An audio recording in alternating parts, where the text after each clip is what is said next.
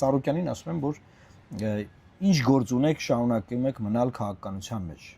Հիշում եք։ Եվ ինքը այնտեղ ինձ ասում է, բա դու ինչ ես արել երկրի համար, ես ասում եմ, ես կլասիկ падգամավոր եմ։ Ինչ նկատի ունեմ, որ կլասիկ քաղաքական գործիչ եմ, այսինքն պրոֆեսիոնալ զբաղվում եմ դրանով։ Ասենք գազի կալոնկա չեմ աշխատացնում ու նաև քաղաքականությամբ զբաղվում, կամ կազինո չեմ աշխատացնում ու նաև քաղաքականությամբ զբաղվում։ Ասում եմ, դասական քաղաքական գործիչ եմ, եւ նա ինձ ասում է, այքու կլասիկ ցավը տանեմ, բան։ Եվ մեր ժողովուրդը կլասիկ падգամավորը, կլասիկ քաղաքական գործիչը այդ օրվանից սկսում են ընկալել, սկսում են խորանալ դրա մեջ, նաև շատ-շատերը մեր ժողովրդի մի հատված դա որպես վիրավորանք էր օգտագործում իմ դեմ, այսինքն մարդիկ մտածում էին, որ կլասիկ քաղաքական գործիչը դա վիրավորանք է իմ համար լինելու, էլի, բայց մինչդեռ ես եմ դա ասել, մինչդեռ քաղաքականության վերաբերյալ մեր պատկերացումները պետք է այդպիսին լինեն, պետք է մարդիկ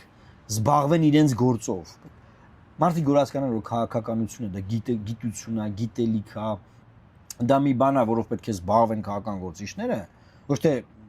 բոլորը պետք է զբաղվեն, ովքեր դա ինձ բան չեն հասկանում։ Եվ հետո երկրի ճակատագիրը մարդկանց ճակատագրերի հետ հայտարարակ բաներ տեղի ունենան։ Խեղեն հազարավոր մարդկանց ճակատագրեր։ Եվ որ այս 18 թվականին այդ հարցը բարձրացնում էի, դրա մասին էր։ Պետք է ասենք 18 թվականից անցել է 8 տարի։ Ու այս խնդիրը դեռևս մնացել է ակտուալ։ Դեռևս Հայաստանի Հանրապետությունում բիզնեսն ու քաղաքականությունը տարանջատված չէ։ Եվ իշխանության պարագայում, եւ ընդդիմության պարագայում։